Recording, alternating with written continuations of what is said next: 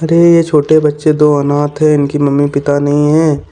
और ये मैं जादुई शक्ति जानता हूँ, इन दोनों को पाल लूंगा, परंतु मेरे पास ताकत नहीं है। ये गुंडे लोग इसको आ रहे हैं मारने के लिए, क्या करूं मैं?